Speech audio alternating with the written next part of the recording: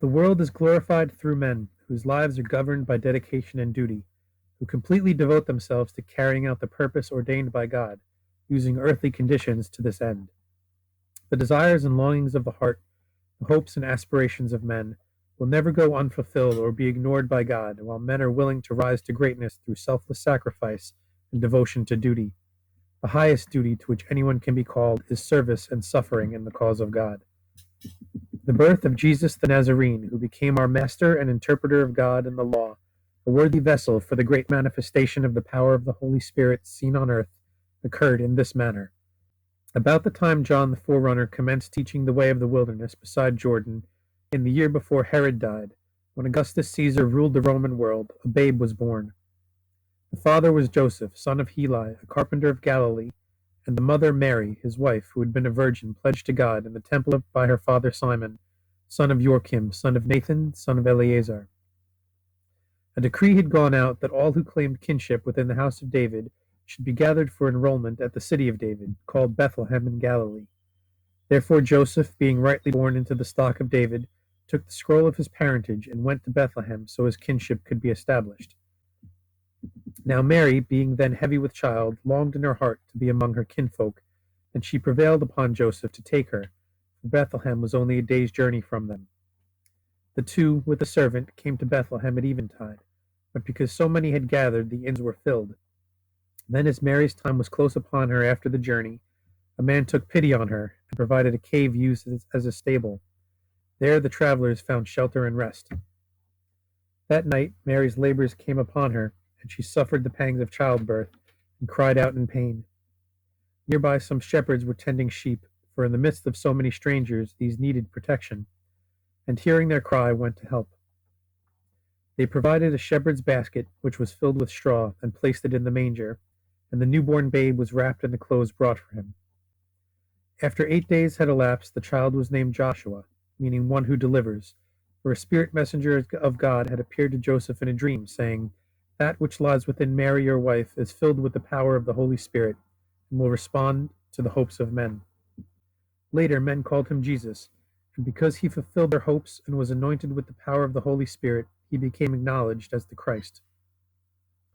Now the stable was against a hill, behind an inn where sages from the east were staying, men of Sestera, wise in the books of heaven and of Nimrod, who carried the cross of fire. So Joseph sent for them, requesting they come and foretell the child's future, for such was the custom. One of the sages said, "It is strange indeed, for this child is born under no usual star, but under one that is a star in appearance only, and not in nature, having a power not in other stars. He is destined for greatness, and will motivate events touching the lives of all men." When word of this was passed around, there was much excitement among those belonging to the house of David, and many, remembering the prophecies of John, for they had passed his way, wondered in their hearts, "Is this not he whom we wait, the consolation of the Jews and deliverer of men?" This displeased the people of Bethlehem, who awaited another deliverer.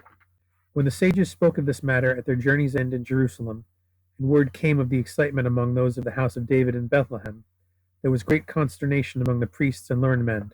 They tried to discover where the babe was, but the sages answered deviously and said, "His star points towards the east."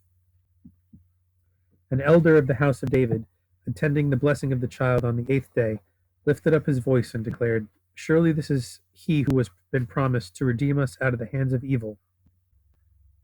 This is he upon whom the power of the Holy Spirit will descend, bestowing strength, compassion, and wisdom. Surely he will rule in the kingdom of God." When the king heard about these things, and that a babe had been born who, many claimed, was destined to be the deliverer, he was greatly disturbed and summoned the council. With the council were learned scribes and elders who disputed among themselves concerning the babe. Some said that while God's anointed would be born in Bethlehem, the deliverer would not, for the birth of God's anointed in that place had been foretold by the prophets. Others said it might not be more than an enlightener, who was expected to be born at that time. However, when many agreed that God's anointed and the deliverer might be the same person, the king sent 3 men to discover the child.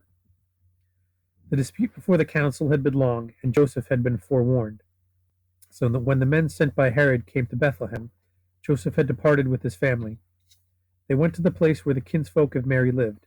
The men who came did not search long for Jesus, for the council had been dismissed, Herod slew the son who sat with him on the throne, as he had slain others of his blood.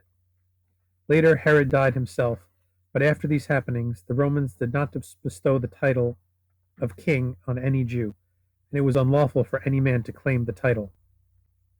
In this manner the prophecy was fulfilled, which said, "The young woman shall give birth to a son, naming him our support in God. He will be the bearer of knowledge, discriminating between good and evil. But before this is given to the people, the land will lose its kings."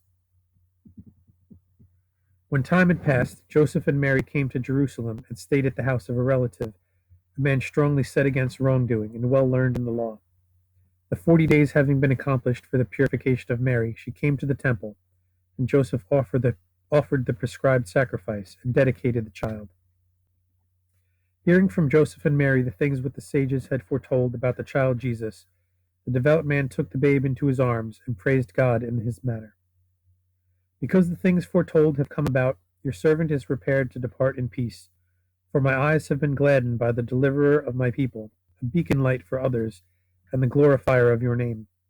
He will teach all men the ways of God, and how to walk in his paths. So swords shall be made into plowshares, and spears into billhooks, and peace will reign over men." Joseph and Mary could not understand the meaning of this, and asked what was meant, whereupon the man replied, "I hold a sapling which will grow into a sturdy tree, under the shade of which many nations will find peace.